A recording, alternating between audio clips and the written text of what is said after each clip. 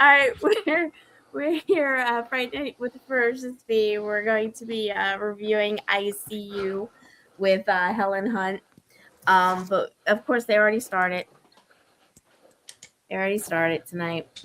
So we're gonna go ahead and do some introductions. So we're gonna have Presto go first. It's good to be back. Sorry we're a little late today. Uh, Not much going on with me. The cold weather. That's good old Pennsylvania. So yeah, I'm excited for this movie. I saw this movie before we recommended it, so I was happy to revisit it and watch it again. And just gaming with Balatro and stuff. But besides that, no other video games. All right. We're gonna let him relax. He had a full day today. Give him a few minutes, and then we're gonna go to Fuzzy. What's up, everyone? Glad to be here. Yeah, real excited for this movie as well. Fun time. Can't wait to get into the discussion of it. But haven't been doing too much other than playing a lot of Diablo. Even got the wife's character leveled up, and the reason why I did that is so she doesn't have to do the story before the season when I get her back into playing again. And unfortunately, I didn't.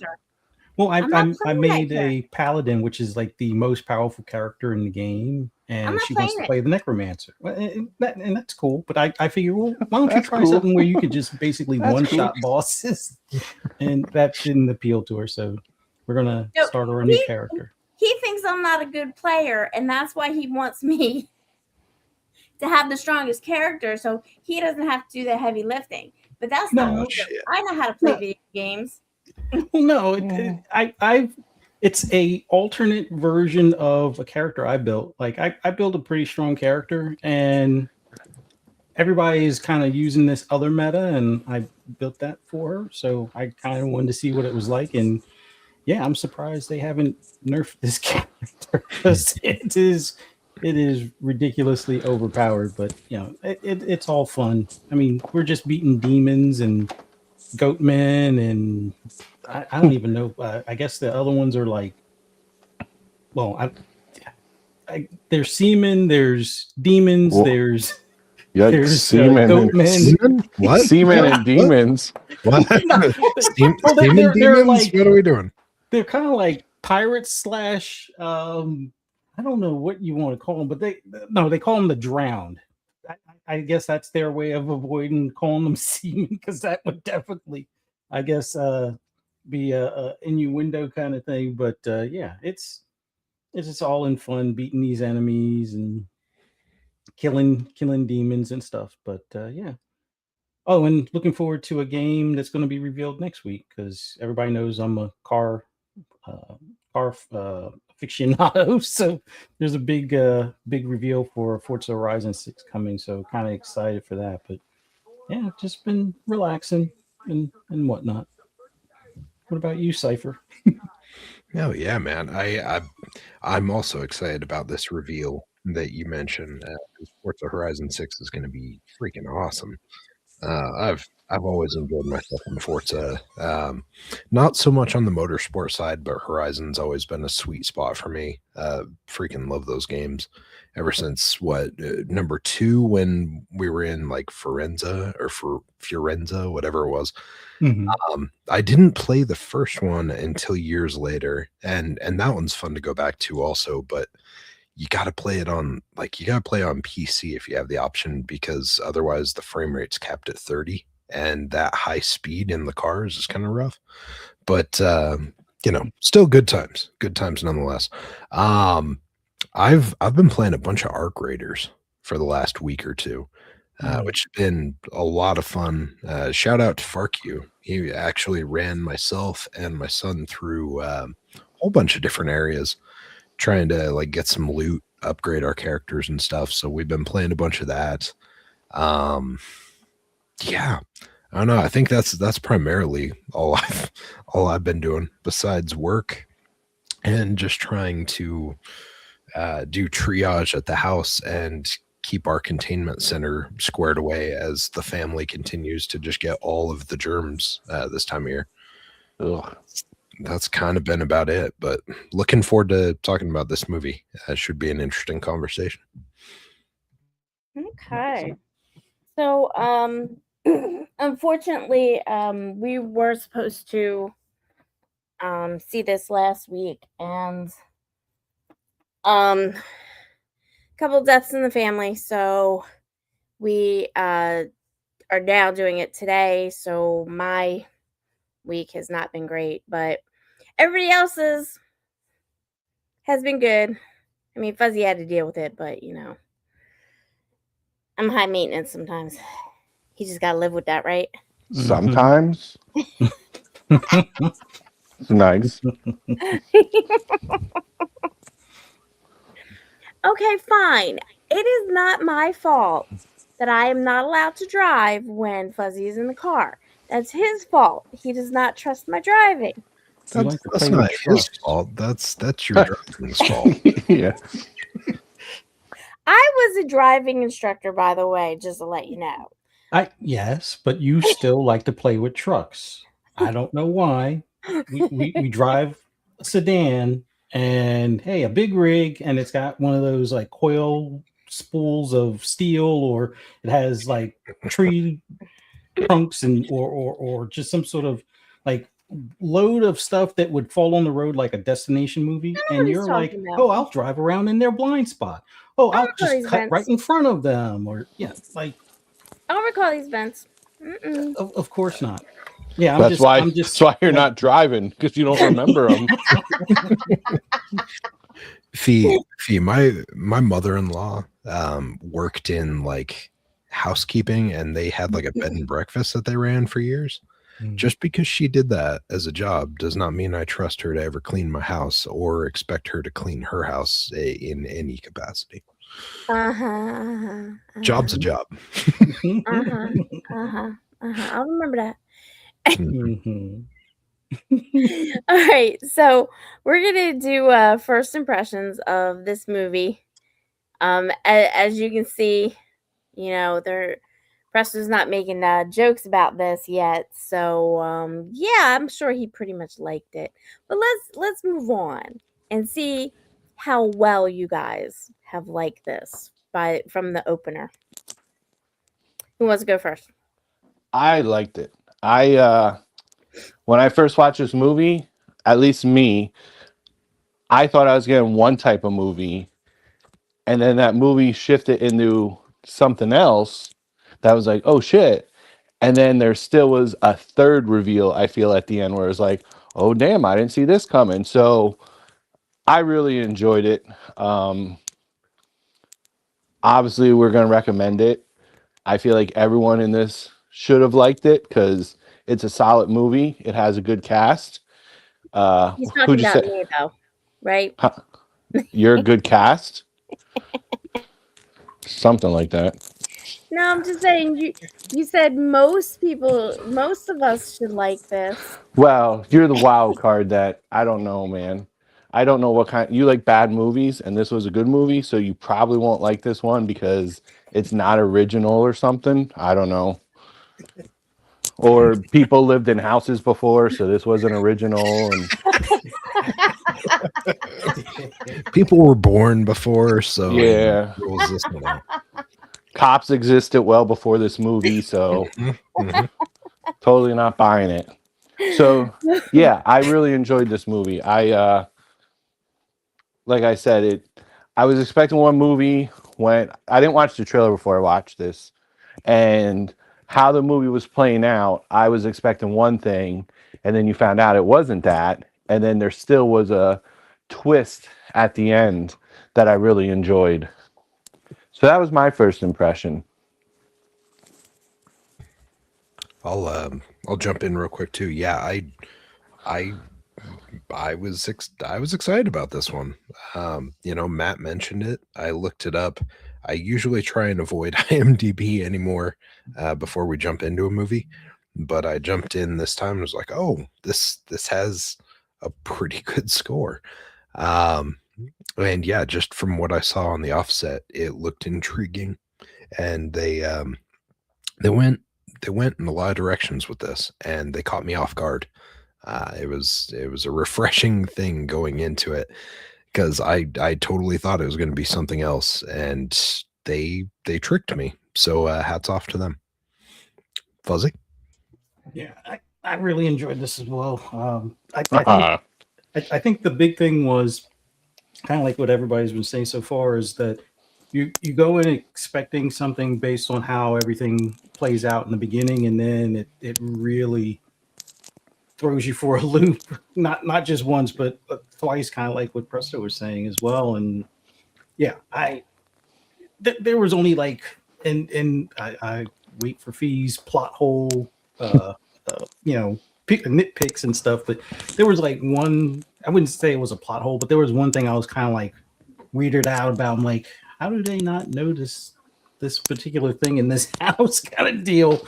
But yeah, I was totally thinking that this was going to be a different type of movie, especially even like with the opening, the way one of the characters gets abducted or removed from their bike. I don't think I'm really ruining any plot stuff, but it's like, yeah, from the way it started, I was like, oh, I didn't see anything say supernatural or anything like that. It's definitely kind of looking that way, but yeah, this was a bit of a good roller coaster. Even though I'm not the biggest roller coaster fan, this was a bit of a roller coaster in a good way. And yeah, I'm jazzed to talk about this. So, what was your first impressions, Fee? So, I mean, we were kind of deciding what movie or whatever, and I kind of listed a few, and I know that Cypher was talking to Presto, and Presto was like, "Yeah, I seen that. That's pretty good." So, um, Presto had already seen it, so I'm like, "Okay, well, let's do that one because at least one of us has seen it." Um, so it's less for having to figure out how are we going to see this during the week kind of thing. So I didn't do the trailer either. I did not watch the trailer either. But I did see Helen Hunt um in the picture, and I was like, okay. And the little bit of what they give you on Amazon when you let that little beginning part play, it really didn't kind of give you that much information. So I can see why everybody's saying that it had layers because it did. It gave you that feel of it being supernatural. And then it went in a different direction. Then it showed multiple character viewpoints, um, and it just kept on layering on top of layering on top of layering, and then you're seeing little bits of everything in different time frames. You don't feel totally shocked at the end, but you do feel satisfied at the end. Like everything connects. And I really like that. So if you compare this, say, to like Weapons, is that me or okay? Um, Presto's probably watching a porno or something. yeah, probably. Not this time. So no, I'm just saying, compare it to Weapons, which was a true mystery. It's like a horror mystery. This wasn't a horror mystery. This was just good timing, good character development, good pacing, and a good story that just connected very well. So I did like it for all those that thought I wouldn't. But it wasn't really advertised as a horror movie, was it? Like I thought it was more like a thriller. That's what I'm looking up right now, if it was or not. Like it was more thriller suspense, I would say, than horror. Hey, I still say it's horror if it's thriller or suspense. You know what I'm saying? I mean, the first half, I definitely thought it was like we mentioned just briefly, some kind of horror supernatural movie I was watching. Yeah, definitely definitely comes off. Yeah, they do list as horror, mystery, and thriller. I think it's more horror and thriller than mystery. I can't really say this is mystery. You know what I'm saying? Because I wouldn't even say halfway through they start unraveling, you know, why we thought it was supernatural. They start piecing together from the different angles. And I really wouldn't say that would be a really, really a mystery. Well, you're trying to figure out who also the cop is trying to solve a mystery, so Yeah. there's that part of the mystery. Compared to other mysteries, Oh boy. I really don't think, because at that point I think there was only one piece that I did not see in that whole entire thing. That was a little bit of like, oh, I didn't see that. Everything else, once we started seeing the characters start playing out their parts of why it's not supernatural, I could see everything coming. Did I like seeing everything coming? Yeah, it was very satisfying. But yeah, you could still see it. Here we go. Yeah, I'm not saying it's not a good movie. I was wondering when it was going to go downhill. You know, I'm just saying, I just did not, I expected, guns to come out. I expected, I just did not expect, who murdered who in one occasion. That's one thing I didn't expect. But I'm not saying it wasn't good. I'm not saying it wasn't a good story. I mean, even if you know what's coming, it's still a good story. I just didn't want to watch the one part. Y'all know what I'm talking about, right? The one part. Fuzzy, what part did I not want to see? When the father's sleeping upstairs and I guess we can, make mention of the invaders, or the house guests, or however you want to look at it. Yeah. When one of them stands over top, and hey, just like Trolls 2. It was Trolls 2. Yep. It was a throwback. Classic. That one, you could see something like that was happening, especially if you remember him waking up and he's like, "What the hell? I'm at the bed? No, yeah, let me just take all the sheets off of here." Like, and that I think was part of my only real nitpick. Like, and I'll just go into this real quick. If you have a ton of pictures in your house, no matter what kind of family dynamic you have going, as far as if there's infighting or what have you, and you notice a picture missing, say something. Like, Yeah. don't think you're going crazy, or that somebody else in the house is like, "Oh, this picture doesn't need to be up here anymore. I left the frame, but I took the pic." It's like, that was one of the things I noticed, and I'm like, okay, so he noticed, I noticed. Why does he say, "Hey, hon, what happened to the picture of our son, or what happened to our, vacation pic? Did you remove this?" And Yeah.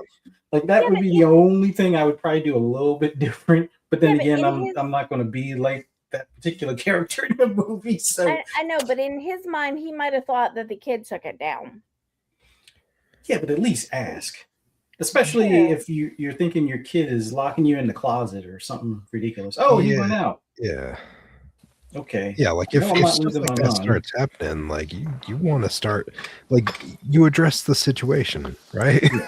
you don't just say like, "Oh, this is just going to take care of itself." Like, no, that's, if your kid starts taking pictures out of the frames, like, you got to have a talk. You got to figure out, like, okay, what's going on? Like, what happened? You find, like, it's a very broken household. Like, in the movie, you find out the mom had an affair with a guy. So the husband and wife are very distant, and she's trying to make it better. And he's just like, "I don't want part of this right now." And the son, who's a teenager, is taking it very hard. He's like, obviously taking out his mom. Like, you don't fucking get to tell me this. You can't do this. Like, you just can't act like everything's okay because you did this. So, like, Mhm. the whole household was kind of a mess with, like, no one really communicating with anyone. Like, Yeah. the mom was just in her own world. The son didn't want to deal with anything. The dad was doing his own thing. Like, there was a family, but none of them were interacting with each other ever. Yeah. True. Oh. I still think I would at least say something like, because that's the part of me that really leaned into, is this paranormal? Like, okay, just random stuff either disappears or winds up in weird spots. A couple on the roof, pictures missing, flatware goes missing, and it's like, okay, the guy replaced a window. I know, and that's kind of why we probably all thought it was a supernatural thing, because the cup's missing and it winds up on the roof. All of the silverware is gone. And then there's this girl that opens the door for the repair guy, and they don't have a daughter. So all of these things is kind of like, we think it's a supernatural start. Well, the opening scene with the bike, like we talked about, definitely Yeah. was like, oh, okay. And then, yeah, like even when he was in bed sleeping and the covers were pulling down, I thought that was supernatural. So Mhm. they did a very good job of, for the first half an hour, 45 minutes, making you think you're watching a supernatural movie when you're not. Yeah, the misdirection was really good. Yeah. So, but now that we all know it's not a supernatural movie and stuff like that, what was your feeling when you found out it wasn't supernatural, that it was people in the house? Well, Oh, sorry. Go ahead.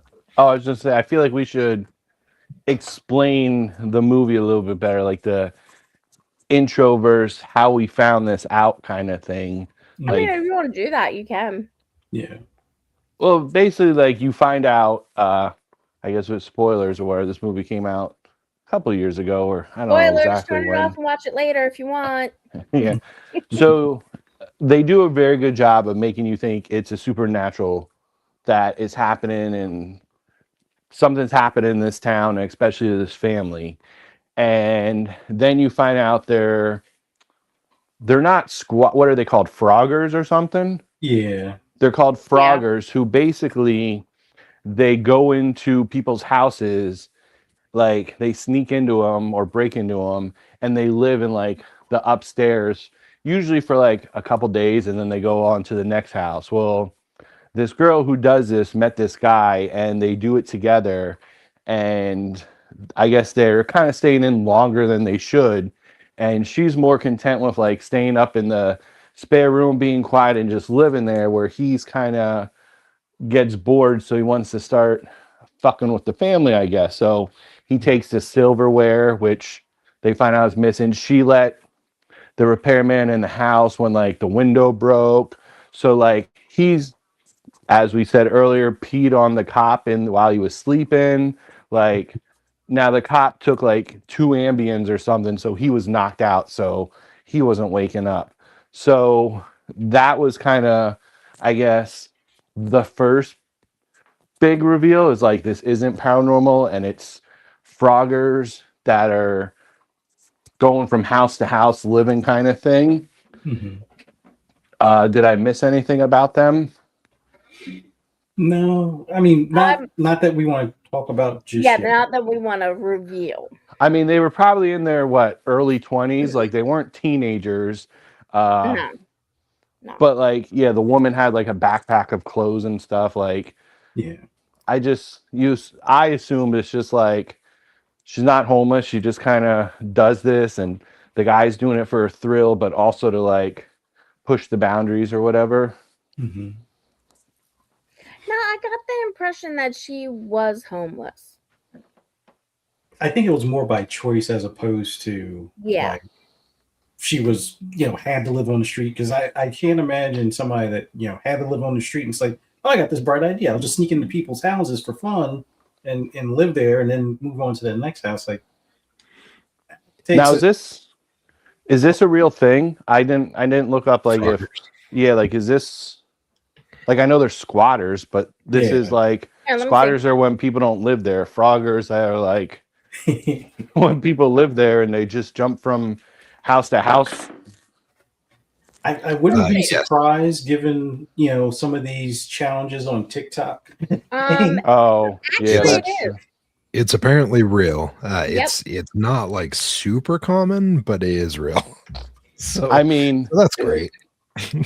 if you're a Frogger, props to you, because you got to sneak into a house without breaking into it, and like And then sneak out. most houses aren't as big as this house in the movie, where like you can almost have a whole floor to yourself and go undetected. Now they were up in like the attic, which was like another bedroom, but it also had like a big closet or something. Like, it wasn't a closet, but like a crawl space, I guess, that they would sleep in. So, but like my house doesn't have no crawl space or anything. So if you're a No. squatter, or a Frogger, I'm gonna find you pretty fast. They're probably targeting, like, I mean, that neighborhood looked like it was fairly well off. So Froggers probably go for like those Mansions. fancier, like well off neighborhoods, just because, like you said, if you're in that situation, you're probably going to end up with an entire level to yourself without that person even knowing.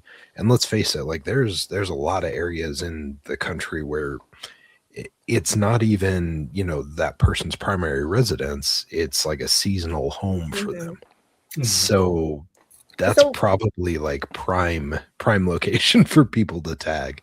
Well, I've seen so I've seen newspaper articles and I've seen like videos about this, about, oh well, the ex-boyfriend was found in the attic and blah blah blah. So sometimes it's the person that knows the house well, but you kind of have to know a place enough to be able to sneak in and out if you have a job. You know what I'm saying? So she was saying in this movie, she was saying that she stays for about 4 or 5 days and moves on. So I don't think she really has a job per se. She might steal from them if there's something around and sell it. Yeah. But she did say it's better than sleeping in subways and things like that. So I think she and probably he are homeless, but he might have been homeless on, he might have made himself homeless just to do what she was doing. He seems more, just in general, he seems more desperate. Yeah. Like you can tell this isn't necessarily something like, because she takes enjoyment out of this and just like has fun with it, because it's kind of like a thrill ride for her. But he takes it a whole different level. She's like, there's rules. Like, I feel like this isn't her first time doing this, and there's rules you follow. And he's like, I feel like this is his first time doing it, and he's trying to like push the limits, because I believe this was the first time they were documenting it. Also, like living in the house. Oh, they're leaving. Okay, let's film. Let's go downstairs. Like, kind of thing. But they would go downstairs during the day when they were at work, and like take food from the cupboards that they wouldn't miss. Like, oh, they got oatmeal. I'm going to take some oatmeal to eat because they won't notice that's missing. Yeah. But we all know, I mean, we all find out that he had a specific reason, which we're not going to disclose, but he had a specific reason why he wanted to do this with her. True. And the thing is that you do see him start to go over the deep end while she starts to panic, because she's like, who the hell did I decide to do this with? Like, did I really know him? Like, he was begging me to do this, and maybe I didn't vet him well. Yeah, she didn't vet that well at all. Because otherwise, like, even if she had probably looked into her, had a conversation with him, she probably would have noticed like something's wrong in regards Yeah. to this situation with this guy. Yeah. So, but with the family, man, the family has secrets. Mm-hmm. Well, just a PSA I want to say beforehand.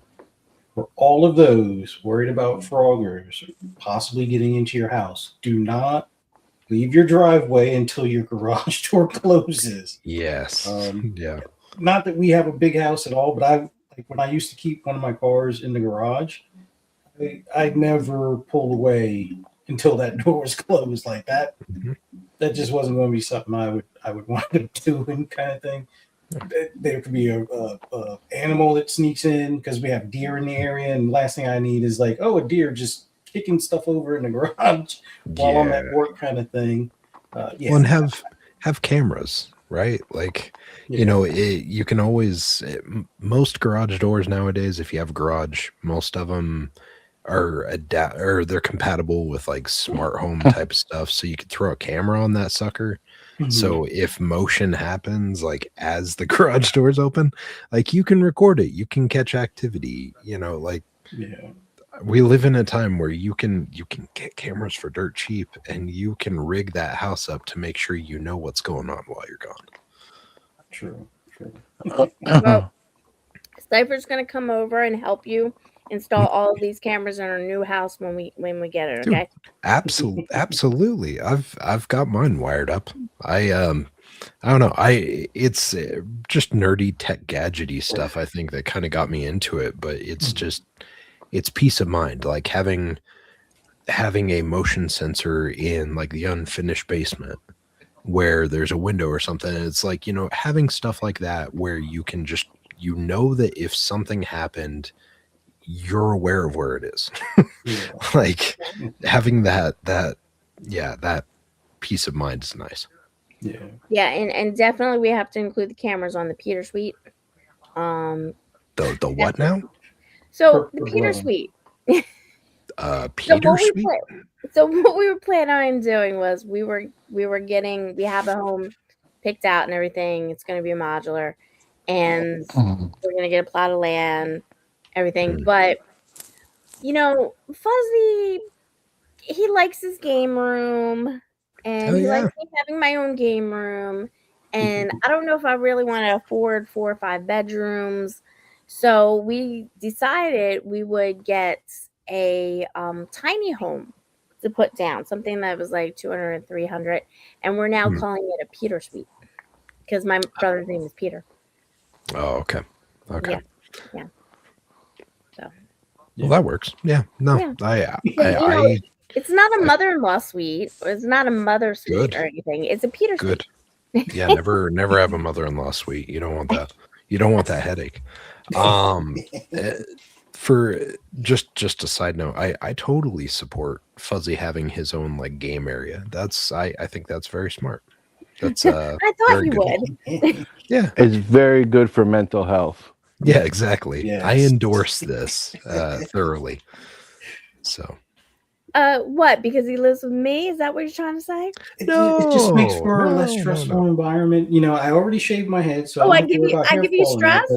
No, I'm just saying for to counter the gray hairs in my beard, there's little amount of stress. I can just kick back, relax, drink my coffee or tea here. Watch TV, play some video games. It's nice then. We got to keep Fuzzy around as long as possible. So the minimal stress. I mean, I do agree with that, but it's just let the guy have his own space. Yeah, just why are you busting his balls? Give him his space. Let me tell you something, okay? So I'm gonna let it out, okay? So Fuzzy's always had a man cave, okay? He's always, because we've always had 3 bedrooms since we've lived here. And when his father moved out, and when his mother moved out, he created, his man cave. So when are you moving out? I see how it is. Hashtag justice for but- Fuzzy. I like But that. let me That's let me funny. explain something to you, okay? So I'm like, okay, well, if you are gonna get your podcast, gaming room, everything, and we have 3 rooms, then I want my own. Guess Mhm. who's in mine? The cats. The cat. Yeah, that's a good negotiation. That's you have You don't have any snuggle wire friends. stuff set up, and he likes to chew wire, so he can't be in my room or in the previous room where I have the electronics. So it's like, So Yeah. now when we're redoing the bedroom, which I've been asking Fuzzy to do for a few weeks now. Oh, Oh, calling we them can out put, on a we can put the podcast. baby in yeah, there. no. We can put the orange one in there. Okay, the little orange one. We can put him in there, and there won't be really any wires or anything. We don't even have to put the TV in there. That's Mm. we'll get to that shortly. You just like Well, stressing me. So See? I'm just saying, you all are in support of Fuzzy having his own Yeah. gaming room. I would like Yeah. mine too. Mhm, Support mhm. me. You're breaking up. What? Exactly. What's happening? I missed it. Driving your ass around everywhere isn't enough for supporting you. Oh shit. All right, so let's go on with the movie. Yeah. Anyway. Mhm. So we had a lot of twists and turns and stuff like that. Well, which one was your favorite without giving out a major spoiler? Mm. I think it was very much the frogging. Without getting too much into it, I think that was the thing. Is just like seeing, without giving too much away, just seeing how things played out with that whole scenario. I thought that was pretty slick. Yeah, I don't know. It was a fun twist that I didn't really expect fully. So I agree. I thought this movie was a supernatural one, Mhm. and then when you found out about the frog and that's what it really was, that was like, oh shit, like this is like right when you find that out, like I feel like it was a whole nother movie that just was like, okay, now let's see where this is going. Because then like once the other twist happened, I guess my senses were up a little bit, like, okay, well, if that happened, something else might be able to happen, or this isn't going to end how I thought it was. So yeah, the frogging definitely is the twist that I enjoyed the most. I mean, the guy even had a frog mask that actually was pretty fucking creepy. And for the Yeah. record, if you see this movie or if you saw this movie already and you like that mask, you could buy it on Amazon for $20 because I looked it up. no shit. Okay. Yeah. So Sold. Halloween next year or whatever, you could buy the Frogger mask from the movie. I mean, that I'll was a just- nice I'll touch. just- that I'll just that buy it mask to was have a it nice on the touch. wall. I mean, when the guy Frogger was underneath the bed with the mask on and you like it was God. dark, tell me that wasn't creepy. Like That was Yeah. creepy as all hell. that was awesome. That was well done. The way it was shot and it was dark and like the mom was in the room at the time and stuff, like that was awesome. If Yeah. you have the link to what that thing's listed as in Amazon, you'll have to shoot me that later because I would totally put one of those up on the wall. No problem. Cool. Thank you. You might want to get it now before they jack up the prices. I think we're good. Yeah, since 2019, yeah, we're going to be good. But, Yeah, I don't think anyone's gonna scout me out of that one. Fortunately, Jesus. No, but I have to agree. The frogging unveiling was the big part because I was like thinking all along, like, man, these spirits really hate this family, type of deal, and it's like, oh, okay, that makes sense. Although part of it, like, and not really trying to spoil it, but when a certain individual visits the house and I guess you could say the ex or whatever visits the house and it's like, oh, he gets knocked upside the head. Yeah, that like from before the frogging unveiling, I'm like, man, there's no way I can imagine the spirits. Like they had the thing on the roof before, and now somehow that like after the father finds the cup or whatever, puts it back somewhere or removes it from the roof, that thing made its way to hit that guy in the head. I was like, wow, that's pretty outstanding. And then it's like, oh no, it's people. And then when you see that scene replayed from their view, he didn't even throw it at the guy. He just kind of like dropped it or whatever, just being like, whatever, trying not to be seen. But I think he was already at the I don't care if they see me kind of level. And the other girl that's frogging, trying to get him off the ledge kind of deal, and he just drops it. Perfect timing. Like that scene from both angles was pretty funny. So, but and then what happens to him later, but I won't go into much on that. But that seeing different sides of those were probably the big plot twists type of things that I like about the movie. Yeah. I liked not, how can I put it without giving it away? I like finding out who murdered who and which character was doing what towards the end. Because there were a lot of twists towards the end that explained why things were going the way they were going. Mm-hmm. So, because you expect one thing and then they tell you a different thing. So, oh wait. Somebody is supporting me. Fee should get her own home theater with a 300-inch projector to watch her horror movies since she don't game. Yes, I should. Is this your burner account?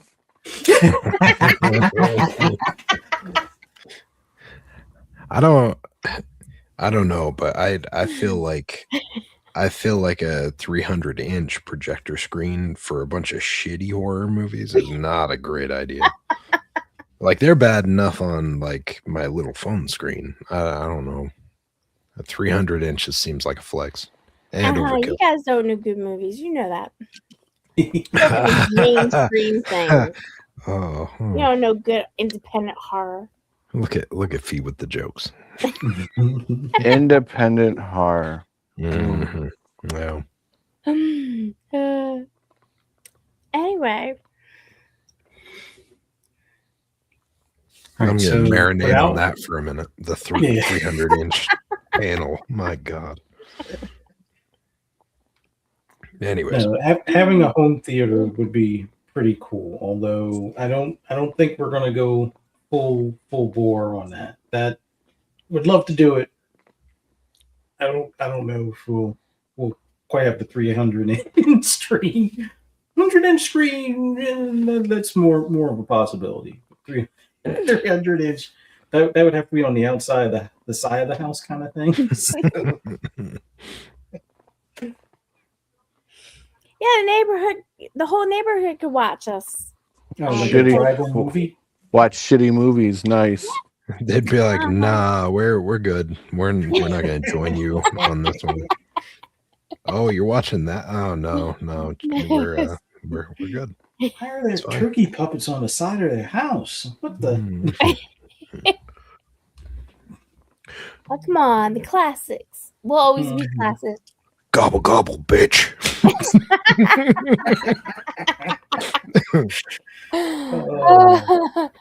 Oh, man. Wow. I'll build my own drive-in. Hell Do yeah. that. Hell yeah. See, this is why we need 15 acres and not 5. Whew. I think 5 is probably plenty for you to watch shitty movies on. Yeah, we got double Just saying. presto. double pressed. Just the way we like it. Yeah, we got double presto. As long as I'm not talking twice or have an echo, I'm good. Yeah. All right. So getting back to the movie. Mhm. So Why should people watch this? Whoa. Mm. I mean, if you want Sorry, to go ahead. watch a good suspenseful movie that's not super gory, there's like not tons of blood or anything, this is a good movie to watch. It almost reminds me of Invisible Man. Like, not the same plot, but just the fact that like it's a really solid movie. You don't need like tons of blood or violence going on or sex or any of that stuff. Or Hush. If anyone saw Hush, that's another really good movie. No one saw Hush. I still got to watch that one because I actually they had a deal on Black Friday where I got the Should regular. do that one next. Well, I mean, we can. I have it in my Q. queue or whatever. That's a solid movie. I've been meaning It's to do that one too, the because stars they Mike have- Flanagan's wife. I get Well, he's they- like a good director. Mhm. They've got that. They've But got yeah, the noir mean, version too. I don't know. It's just I recommend it. Help me out, Silent. I think Presto can't hear me again. Possibly. Presto, can you hear can me? you- Testing. Presto, can you hear Silent? No. Son of a bitch. So double presto That explains eliminates it. the 'cause audio. That explains it because I was talking and he kept going over me. I was like, "You Uh-huh. asshole, what are you Up, doing?" up, he's back now. Okay. Is it good Can you hear me now? now? Can you hear me? Can you hear him now? No. Let me close this. God damn it. What I was saying before sidetracked. So I just picked them up during Black Friday because they actually had the regular version, super cheap, but they also have they've got like the film noir version. So they've got like a black and white version that they did. That they brought out, I think it was like a couple of years ago. And so I've been kind of interested in watching both of them like back to back just to see how it impacts the experience. Because it's always fun when you get those. It's not often that you get them, but like Logan, for example, they did Logan where they had the regular and then they had that one as the black and white. And that was really cool to see the difference. It just plays different and it's really cool to experience. Presto. I'm back. Okay. Can you hear me now? Yep. Good. You're an asshole. Thanks. No, I was just telling them they've got that film noir version where it's like the black and white.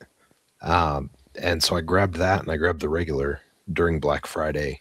And I kind of wanted to watch those back to back because it seems like it'd be a cool one to experience them both. What movie? For Hush. Oh, and you watched it? No, not yet. Oh. It's on the queue. I was going to watch it probably this weekend since we got a long weekend. Yeah, it's a good movie. The main girl is deaf, so like it's cool to experience a suspense movie like that. Yeah. If you guys end up deciding that you'd be up for that, I would be all for that. It's up to you. I mean, we can do Hush. Yeah. So, just so you know about ICU. So, ICU was a $3 million budget. Unfortunately, they didn't even make half of that back. What? Really? Yeah, they made $1,194,000. Yeah. So, I mean, it was a select theater kind of situation. It was, let me see, about 13 weeks or something like that they were in. Trying to see. That was in the Netherlands. Here's the funny thing. This never hit US theaters. Okay, well that explains why it didn't make a lot of money.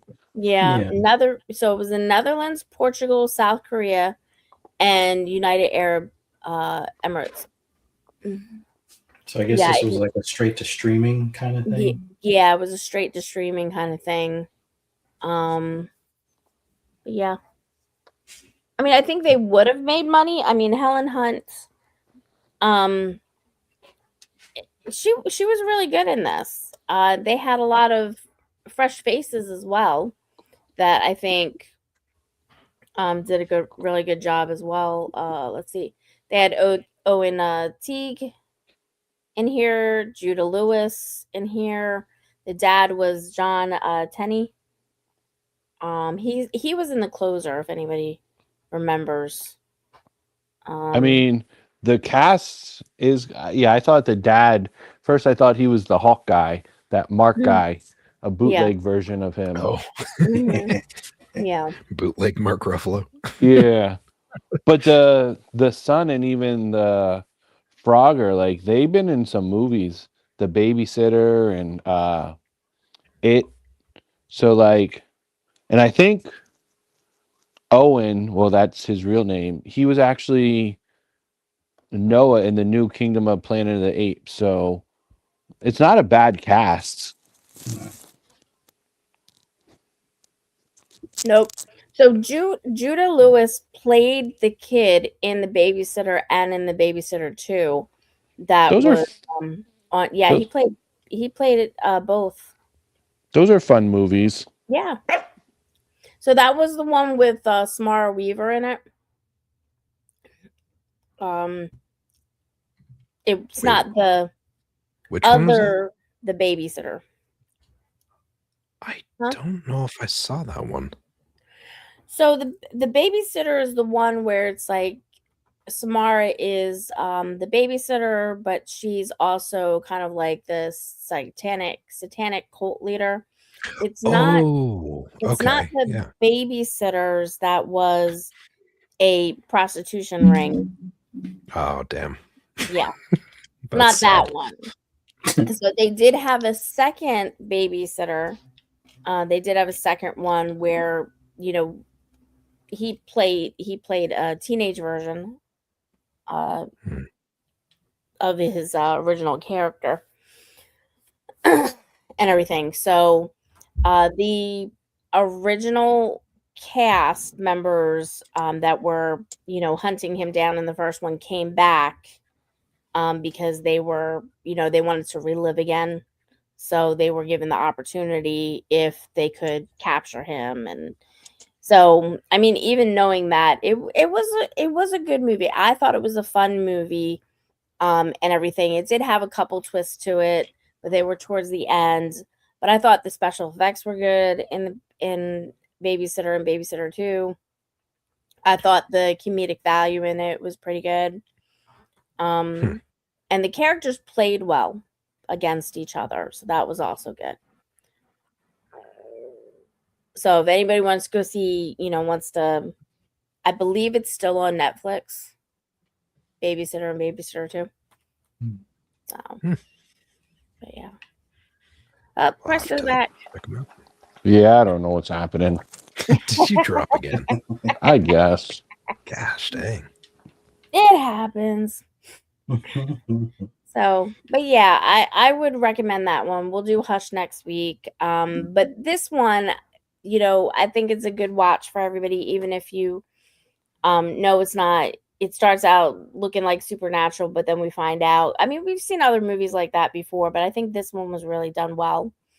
And I don't see a lot of movies, any movies using frogging as a plot pivot. So I thought that was original.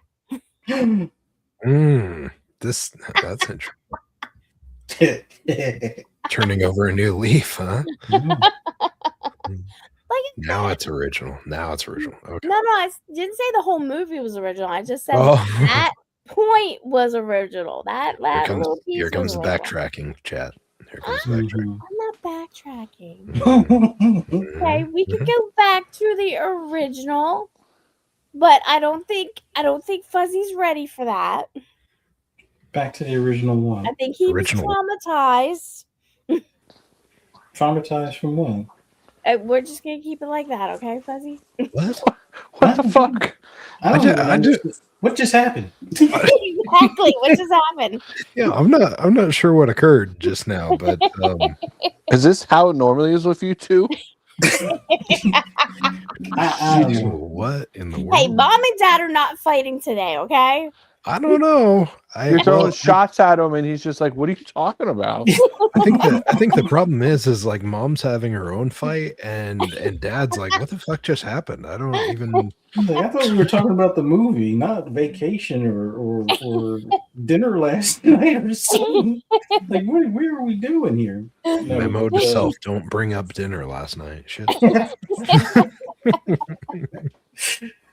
No, but I, as far as recommendations on this movie, I definitely recommend people watch this movie because of kind of like the plot twist. Sure, it's not like a Sixth Sense kind of thing, but it's a good one where you may see some stuff coming, but it's not how you expect it. Like there's stuff that kind of leads up to it. Oh yeah, this guy's crazy. Oh, he's definitely the problem child. And then it's like, oh, that's why he's so it's well worth the watch. I know I'm tiptoeing around spoilers and things like that, but this is a good one, even if you kind of get some inkling of how things go down from our descriptions and stuff like that. This is well worth the roller coaster ride of a watch. Like and like I said earlier, it's a good roller coaster for the fact that some stuff you're kind of like, I was expecting that, and then some stuff will just broadside you like a baseball bat or a hatchet kind of deal. I'll just leave it at that. But yeah, this is a good one.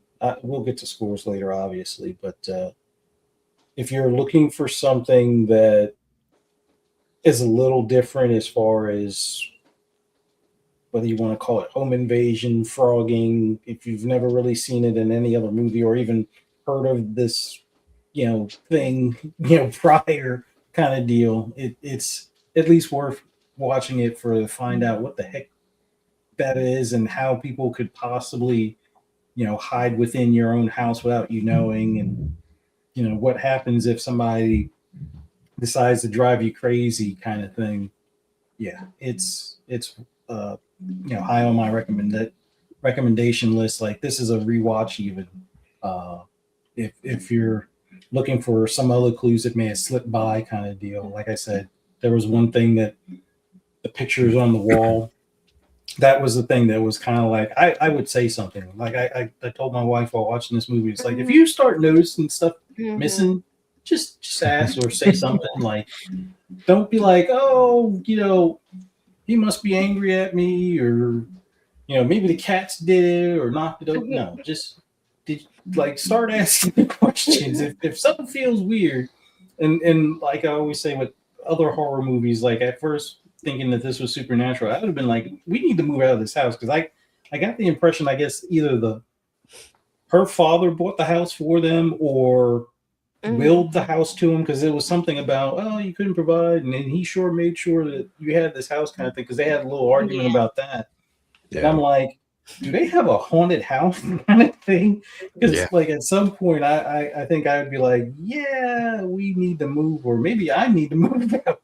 Deal, because y'all can deal with the missing silverware and pictures. I'm out. Like that's beyond detective cop duty type stuff. So y'all deal with it. Not my problem no more. Type of thing. But they made to me at least, they made it believable. Like because the mom had the affair and the relationship was so broken that I almost feel like sometimes it was almost like the mom was trying to talk to the dad, so would just say stuff and he'd be like, I don't want to deal with this. So like he might have just thought like, oh yeah, like someone stole the silverware, whatever. Like, okay, I'm not gonna talk to you still. Like you fucked around on me. So the fact they created all that tension there with the whole family made it, at least to me, believable when all this stuff was happening, that none of them were really questioning it, and like they'd say something, but they would just be like, yeah, whatever, mom. Like, you don't get to talk to me like this. And Yeah. he's just like,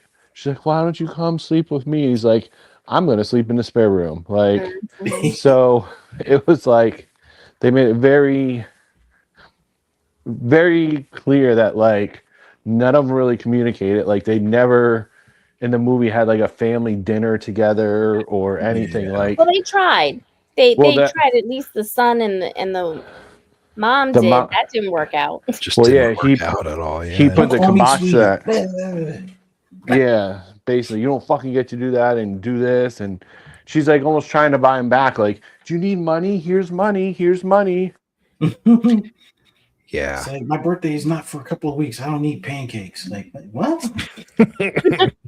It's like, you should have taken the pancakes. That's what we give him for birthday is just pancakes. No gifts, just pancakes. But the thing about this movie is, and why you should still watch it, and you know why you might want to watch it a couple times, is that this is the type of movie that you cannot look away because you will miss something. Mhm. You know, it is well paced, where every few minutes you are getting a clue. So yeah, you can't have this in the background unless you've watched this at least 30, 40 times, which most people wouldn't do that. So, well, I would, but most people wouldn't do that.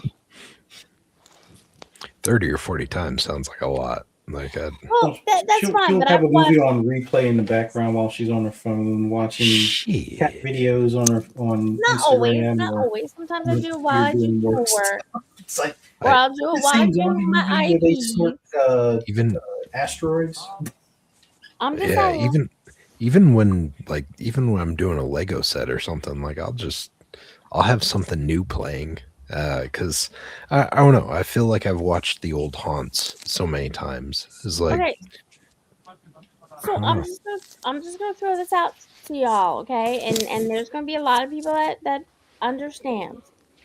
I don't watch the same movie over and over again because I'm trying to pick something up or anything. I'm doing it because I need something familiar because my life is so chaotic and so traumatic. Mhm. jeez, drama much. My God. I'm What about a drama brag? My just goodness. saying. I stubbed. No, you know what? You Tell want me you some want drama? attention without telling me you want attention. I'll show you some drama. I accidentally scooped my foot for the second time on the threshold going into the master bathroom. Well, This I'm week. just saying, I can't use the same techniques I use with Fuzzy to get attention from you guys. Okay, you know. That's true. That's Yeah. true. just It don't doesn't work. benefit you. Yeah. Ooh boy. Wow, that got awkward. Speaking of therapy, Speaking of therapy, yeah. Told you my wife's a social worker, right? Isn't Preston a therapist? We have resources. Yeah, I think so. My Well, wife is a therapist. mine is a therapist also. So apparently, Fuzzy, you have resources. Yeah, but look at me in silence. Some good it does for us. I mean, more than anything, I think the relationship has helped me learn how to cope and how to work through the problems myself while I hide.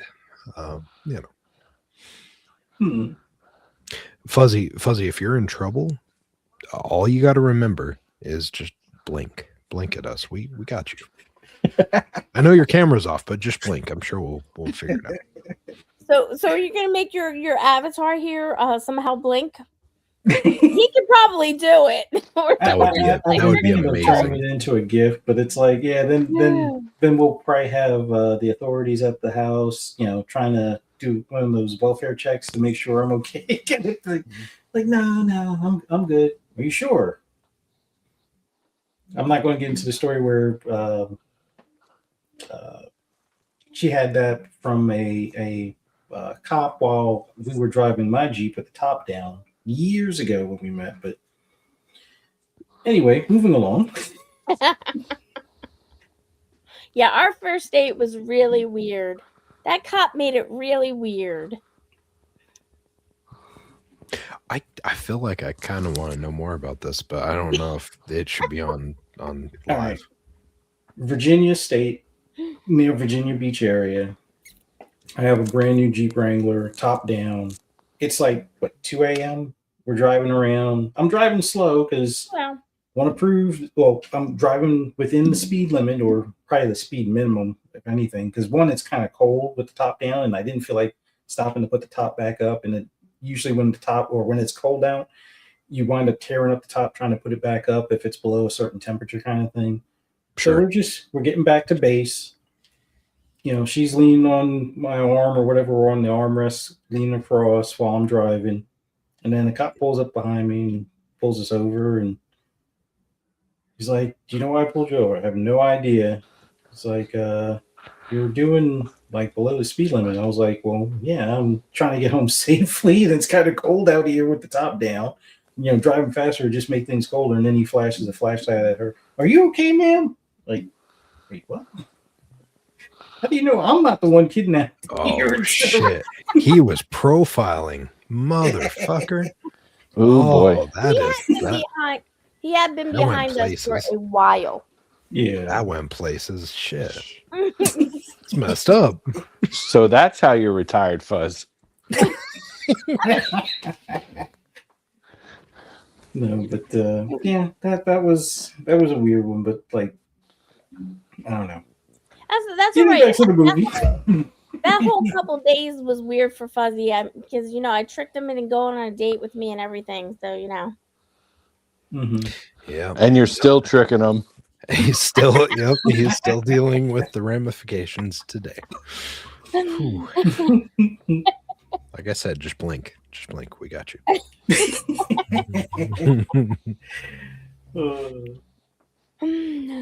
So yeah, back to the movie then. Yeah. back to the movie. So do we want to tackle scores, because it looks like we got scores thrown in there, or do we want to talk more details? Well, are we gonna do the spoiler part where like you find out the third act, I guess, or whatever? I mean, do we want to? I'm fine with it as long as the audience understands spoilers, major spoilers. Although, Yeah. like I said, even with these spoilers, you still want to see this unfold. Yeah. We're not going to tell you every detail. I mean, Yeah. we did kind of already spoil it by saying it's not paranormal, so I never Like- said that at all. That's like not even 30 minutes of the movie. You know what I'm saying? You find out that really, really quick. yeah, but it's still a third of the movie where you thought it was something and it wasn't. So Yeah. It was definitely executed very well as a non-paranormal movie kind of thing. So I'll lead off with this so it doesn't give too many spoilers. So with the kids that are missing, we find out, early on that there have been multiple kids are now missing, but we kind of trace it back to a couple of kids that actually escaped. So there are more kids missing even prior to these two, and this happened like 15 years ago.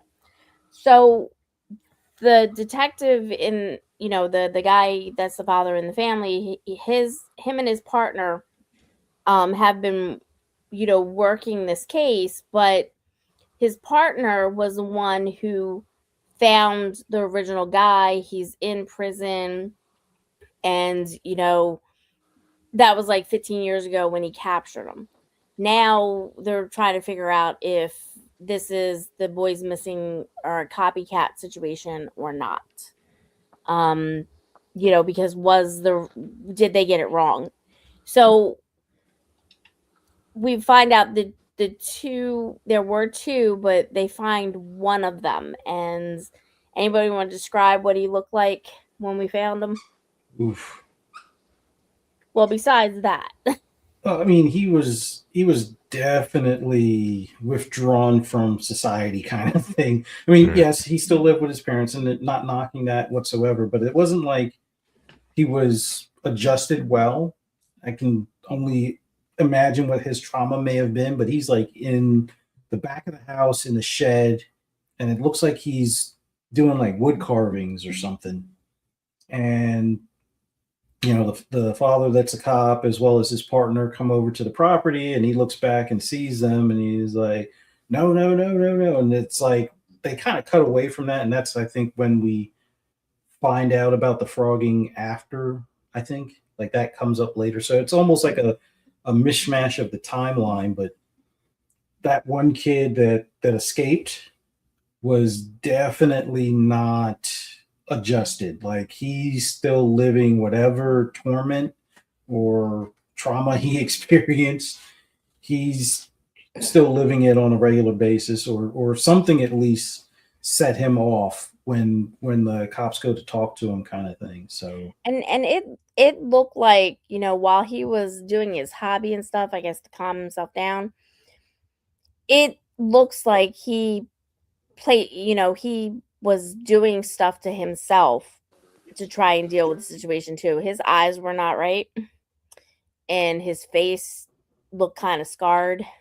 yeah, like he had And been in a that's fire or something. I don't know. yeah, and that's not how he was originally found with his buddy. So, yeah, he didn't bode well over that 15 years. Okay. I asked you a question. You said that you would always had a cordial. So but we don't see the other kid. The cop, the officer, well, the detectives and stuff like that, they don't visit the second victim, of this, you know, of the perpetrator that's I guess still in prison. Did they really say whether he was in Yeah, prison? he was still in prison, Okay. because Yeah, that's why they were like, it's got to be a copycat, or maybe they got the wrong guy, because if Yeah. he's locked up and these things are still occurring, they figured something's got to be up. But Yeah. I don't think they had like a forwarding address for the other kid, Mhm. just the one that was with his parents that they go and visit, and he like goes off the rails, after whatever wood whittling hobby he was doing. Yeah, something definitely set him off. So Yeah. Fuck around So and find out. yeah. And so of course this is where we find out later that when the woman is panicking, when the Frogger is panicking because she's like, who the hell did I come with to do this frogging expedition? And she tries to separate herself from him. She winds up in some precarious situations that kind of answer the question of where these kids are and what is probably happening to them. Yeah. So you have a third and fourth twist to that. So anybody want to add anything? Like her alarm bells should have definitely gone off. I'm talking about the female Frogger. Her alarm bells probably should have gone off a little bit sooner, because I think before she, kind of knocked herself out falling down the stairs or whatever, she saw his, like the guy she brought with her that was going to be the cameraman. She saw how his personality kind of transformed, or how, far gone he had been, type of deal. Because instead of it being just kind of like messing with the family, he had now, I think she kind of saw him tie up, their son, or not their son, but like the couple's son, that the couple that owned the house, kind of deal. Mm-hmm. And the male Frogger had tied up the son, and she's like, what the hell? And he's, I guess, asking her to help him, kind of thing. And she's like, no, we gotta go, or I'm leaving, I'm calling the cops. And he was like, no, don't do that. And then she winds up knocking herself out, and I think he removes her from the situation, puts her in one of the vehicles, thinking that, all right, well, I'm gonna take you out of here, type of deal. And It's just as the the mom and dad return to the house, because the son was in the house by himself, kind of deal, and the mom and dad come back after a crazy ordeal themselves. So the male Frogger's getting ready to steal, I guess, the guy's SUV. He winds up hiding or ducking while he leaves his partner in the knocked out in the back of the guy's SUV, and then the cop or the father drives his vehicle after they find out that his son was in the tub, kind of deal, and then he has his wife drive the son to the hospital. He gets in this truck and heads over to a different location, and now she wakes up and kind of discovers some pretty interesting stuff. I've probably made it as vague as I can without giving line detail for line detail, but that's where things really ramped up to the point where it's like you kind of see where things are going, but you don't necessarily know who's the more wrong. Like you figure the girl, yeah, she broke into their house to kind of squat or whatever. That's probably low on the totem pole for being, I wouldn't say a bad person, but for wrongdoing. But at that point, it just seems like everybody else's wrongdoing level is amped up to 1,000 kind of deal. Mm-hmm. And she's kind of like, she doesn't want to have anything to do with it until she discovers some of the missing kids, and then it's like, all right, I gotta get you guys out of here. I guess her phone had stopped working because she had already called 911, because she kind of figured out what was going on because she witnessed something earlier, and her phone cuts out. Being in the woods, I guess you can expect dead spots for your phone kind of deal. Although it felt like she was being a little louder than she probably should have been, given her location and situation. But then she goes to where the missing kids are, and it's like the hair in the back of her neck should have been standing up, and she should have Don't get too many spoilers. Well, we already said spoilers. Well, yeah, we said spoilers, but that was a I wouldn't say the big spoiler.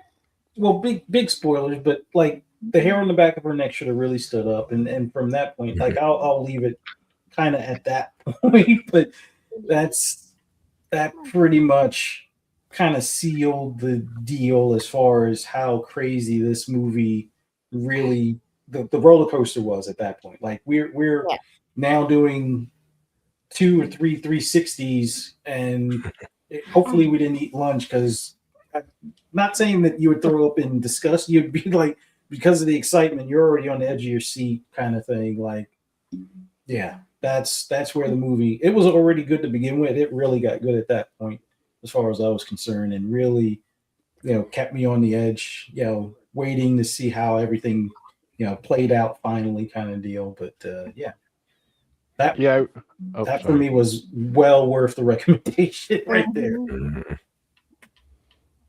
Yeah, I really feel like with every twist they threw at you, it didn't get stale, and it kept you wanting more, or not even knowing you were going to get more, and then it happened and not being disappointed, where like sometimes twists happen and you're just like, oh, that sucked, or that was lame. But this was like, oh shit. And then like someone else would go, oh fuck. Like it just kept giving. It was a movie that just kept giving to you. And it was so nice that you wouldn't, at least me, I didn't get angry at it. It was just like a good movie that won't get you angry, that will keep you entertained. I'm sure Fuzzy didn't even fall asleep during this one. Like, nope. Definitely not. See? So that's how we should also grade movies. If Fuzzy falls asleep during them, if he doesn't fall asleep during them, it's at least a 7 for him.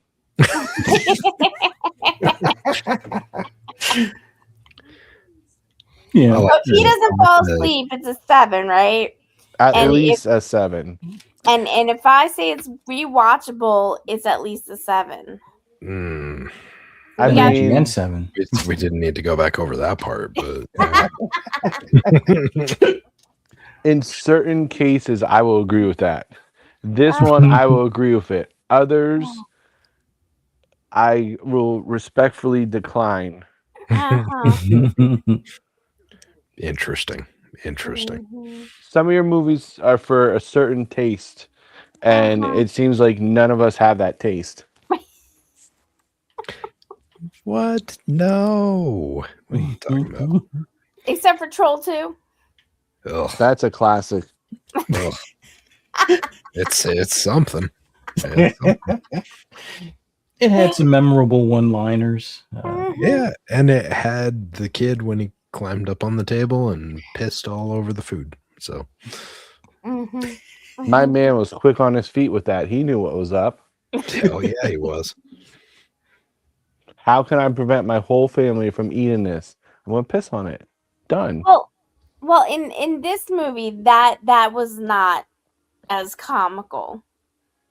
Well, yeah, no one pissed on food in this movie.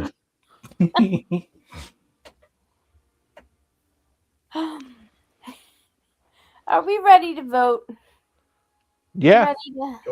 All right, let me go see Sure. if I can get the we had some guests already. poison gas. Troll 2, Electric Boogaloo. Yes, exactly. All right, so we have Fuzzy 7.5, me 7, Silent 7.5, and Presto an 8. Wow. I feel like this is the first time that people guessed, and all guessed high scores are all around the same scores for us. Like usually Fee is like way below or way higher because that's who she is. And Mhm. this we're actually, well, according to Poison, all right around the same. So yeah, I'm excited. So Fuzzy, I think oh, why you can't want you to ever go first?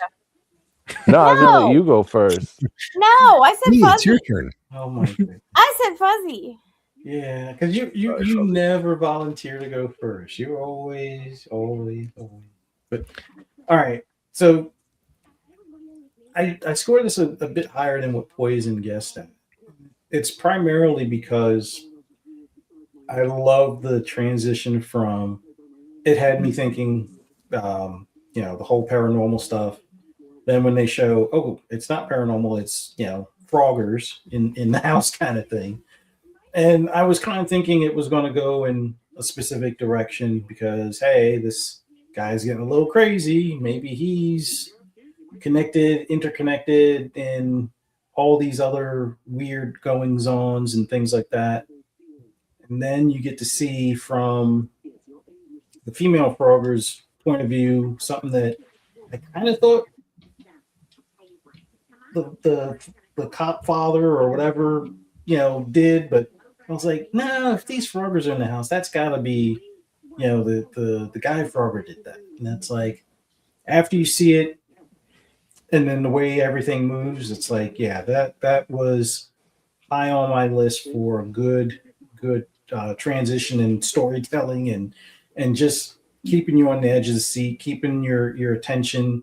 Like I said, didn't fall asleep, didn't really get mad or argue at the screen. About the closest I came to is like, yeah, hon, if pictures start missing on the wall, I'm saying something. Like I Mhm. like I get the non-communication within the family definitely fits like what you would expect in that kind of situation. But I'm like, I'd at least say something because I would be thinking, okay, if this house is haunted, we got to go kind of deal. But and then the only other thing was um, trying to figure out, all right, who's responsible for these missing kids and other crazy things going wrong in the house. Is it connected? Is it not connected? And how that all plays out. But this was an awesome movie. I give it a solid 9. I know I probably Damn. score things a little higher than when others might, but like for me, this is something I can rewatch. This is something that kind of caught me by surprise. I wasn't really expecting much from it. I didn't watch the trailer.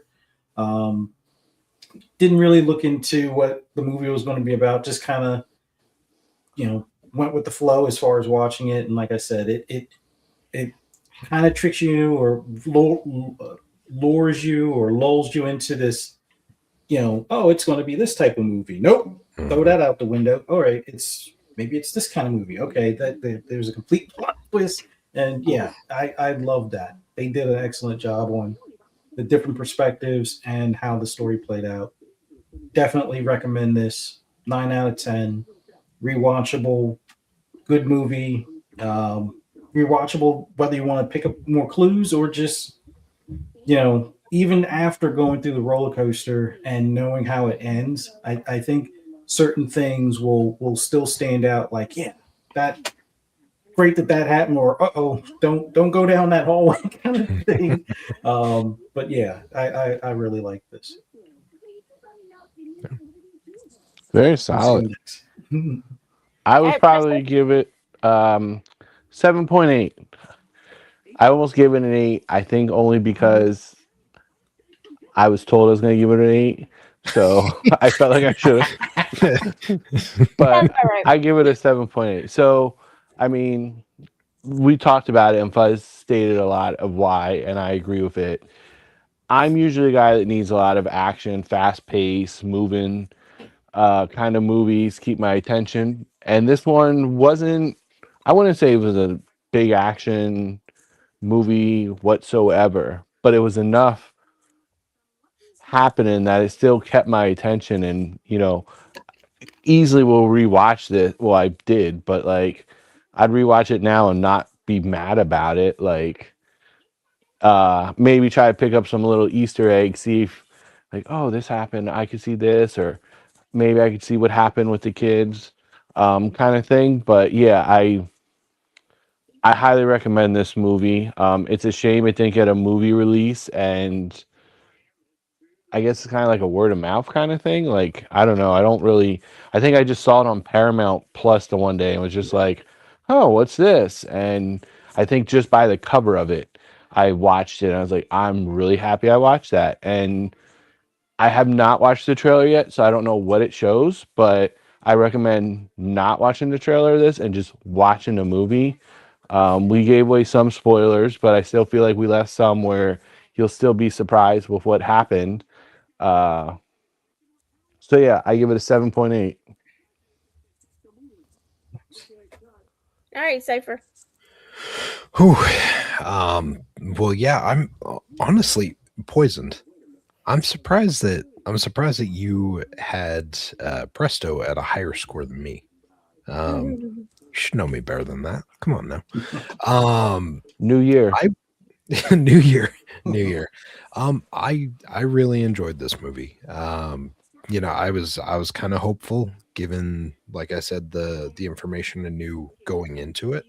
But when I watched it, it did not disappoint, and it honestly, like, it caught me off guard with some of the twists and everything that we talked about. I felt like it got better and better as we went. The characters, like, I really, really dug the conflict across the family. Like, it did a really good job, like we were talking about, where like it felt like it could have been going very much towards that paranormal arc, but then like with other surprises that came in, you're like, oh, holy shit, they flipped the script on it. And I feel like between the runtime on this movie, the acting, the story just in general and everything, like I feel like they did a really good job at keeping this like a tight, quick experience that left you just kind of surprised as you were going through it. And I'll definitely be watching it again. I actually mentioned it to my wife. She's like, why the hell didn't you watch this with me? I was like, well, I had a deadline. I needed to watch this thing before Friday so that way I could watch it. And she's been sick, so like our schedule's been a little fluctuated. But I'd probably put it right there at a 9 as well. I really enjoyed it. I think the only thing I didn't enjoy about this movie is, you forget that age sucks, and we all get hit by age eventually. And Helen Hunt is looking like the goddamn crypt keeper. Okay, so I didn't That want to was bring that up. I get it. Like, it happens. But man, when I saw her, I was like, oh boy. Like, She looked like, and I could not now. Fuzzy, he's gonna tell you what she looked like to him, but she does look like another actress in certain shots, and then she looks like herself in certain shots, or an older version. Yeah. Well, she's always had such a funky face. Like between the mouth and the nose, it's always been just kind of a weird thing about her face. But she kind of reminded me of the old lady that I saw in the DVD case for like the Exorcism of Deborah Logan or whatever the hell it was. Yeah, I haven't seen that. I just saw the DVD cover, but when I saw it, I was Yeah. like, Jesus Christ! Like Yeah. she looks like she could have been like, the stunt double or something for that character. Yeah, I think the way her facial structure was when her mouth started to the corners of her mouth started to drop. Oh, dude! I think she lost a little bit of her cheek definition as well. Yeah, I and think that nose doesn't help. Yeah, and I think that's what's kind of throwing things off because as you get older, especially with women, it's more noticeable. Your mouth goes from being straight, the corners go from being straight across to actually drooping down, and it doesn't always make a female look awful or anything like that. Sometimes it works, but in her case, I don't. I think it makes her look different, and that's kind of jarring to us that grew up seeing her. Yes, absolutely. Like seeing her back in Twister, because we just watched the original Twisters only like a few months ago, and so going back, going to that, and then going to this, I was like, oh my God, like that's a drastic change. And again, like not to knock it, I totally get it. Like we get old, we start looking rough. It's life. It is what it is. But it almost felt like it wasn't Helen Hunt. Yeah, I was like, holy shit, that is. I mean, when I first saw her on screen when she was talking to her son Connor, and she was talking about the pancakes and stuff, it did not look like her. It really did not. Not at all. Not at all. It was jarring. But I mean, it is what it is. She's lived a life. She deserves to have looked like she lived a life, I guess. Yeah. So yeah, I'm used to look from As Good as It Gets. I think. Yeah. And not to make fun of her look now. Like I wasn't sure if it was like plastic surgery. I mean, the mouth thing and the wrinkling definitely. At first, I was like, oh, it's kind of like a lion kind of face. But then I was like, well, she always had that kind of look, but it's like more stretched or drooped. And I don't know if there's any Deep Space Nine fans here. Oh no!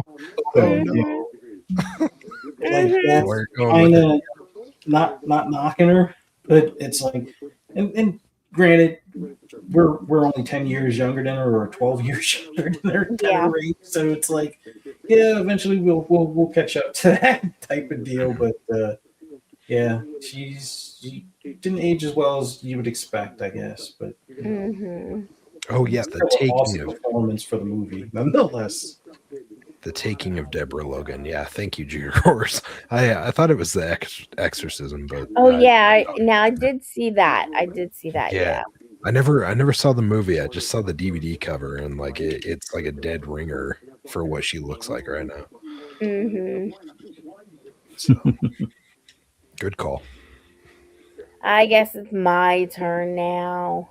Wait, Silent, did you say a number? Oh yeah, 9.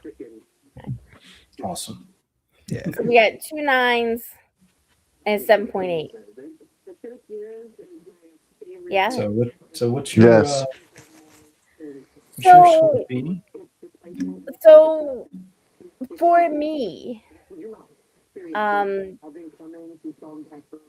I didn't think this was rewatchable for me. Some people like rewatching something that unfolds and key pieces that are sprinkled throughout to say, oh, okay, now I get it. I'm not like I don't really need to rewatch it to see if I can see something else or whatever in it. Um, but at the same time, I'm not going to say that just because this one's not rewatchable. Most mysteries to me are not rewatchable or anything that's like it. So I would actually say in this case, I would probably give this. I would say it's about an 8. Um, only because it everything else was good, but for me, I don't rewatch these types of movies because once I see the twists, um, it's like okay, I get it kind of situation. But I thought everything else was good. Character development was good. How the characters played off of each other, the various twists that kept on coming, and then at the end, when you see the characters that are left standing and you see their reactions, they were spot on for everything that happened and everything they did situation. So I would say an 8. I think I'm more interested in what Presto's watching in the background though. Nothing. What is that then? 'Cause I know it's not fuzzy. Someone's It watching might something. be because of what do you call him, Murphy in the other room talking about hello. Is he For what saying reasons? hello again? Yeah, That doesn't he's sound like starting early. hello. That doesn't That sound sounds- like hello though. That sounds like someone's watching like a old 1940s like cable show or something. Something. I can guarantee I don't watch any black and white shit. So, besides Clerks, Fuck. I One of think you're those missing guys. out Okay. on that, but that's just me. Yeah. well, good thing it's just you then. Oh shit. Now I hear Murphy. Yeah. And yeah, I don't know. Someone's watching something. It's fine. It's fine. We're getting those strange signals. The aliens are coming. Yeah. Yep. Yeah, we all gave a good score. Yeah, they're sending us messages. Yeah, it's 7.8 shocking. through 9. I'm surprised that we all ended up like within a point of each other. That is It's- not common. I mean, we've done that before, right? It's few and far No. between. It's usually like If a we 3 did. kind of thing, like 3 are close and then one's like on the outskirts kind of thing. Yeah, like we'll rate it like a 7, and Fee's like, oh, I'll give it a 2.4. I guess for an independent low budget movie, I guess. Oh boy, just that stop. could You be gave it true. an 8. Wow. Just leave it at that. Wow. I am And honestly besides, it's not surprised the that they low didn't. budget, like because once it crosses, was it the $1.5 million mark? That's not Yeah. considered low No, it's budget. not $1.5 million. I am surprised that they didn't give this more of an actual widespread release, because I think it would have done pretty well. No, I think Honestly, it would have like, done pretty well too. I don't know why they didn't, but I am not seeing anything about a US release on here. probably just didn't hedge their bets towards it, and it's sad. I don't know. Yeah. Well, yeah, because this was even pre-COVID, so it's not even like Mhm. Right? COVID could have been. A factor. Yeah. No, you don't even have that excuse. It's just like, oh yeah, we didn't. We shit the bed and didn't release it everywhere.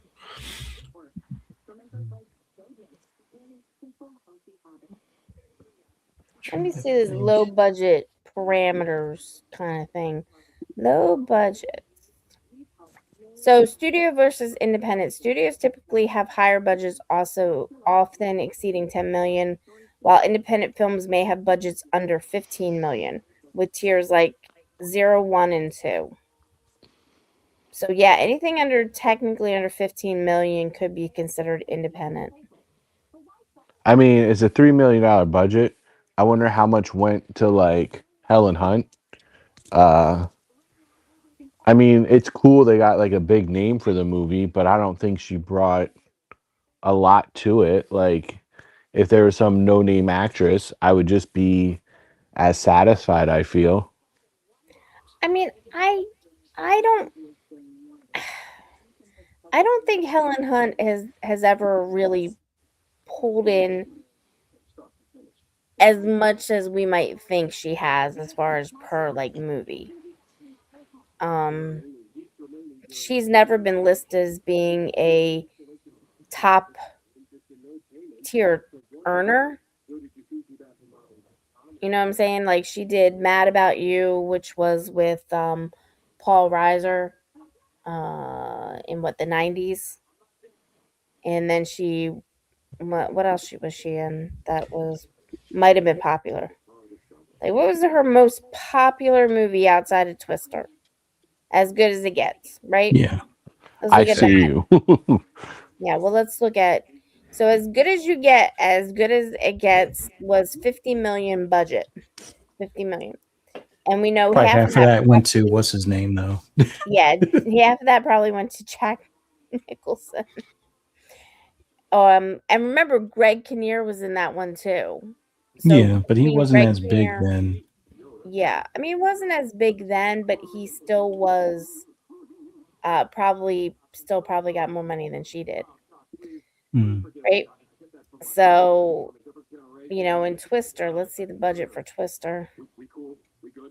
Because remember, that was in 1996. That occurred. And that was 92. But they had a lot of special effects and a lot of digital stuff going on with that one. So let's look at her. Twister had a $92 million budget. Mm-hmm. Yeah. The original Twister. Not Yeah. the new one. Well, is she in the new one? No, I don't think she is. So let me see. She has done. Let's see. ICU.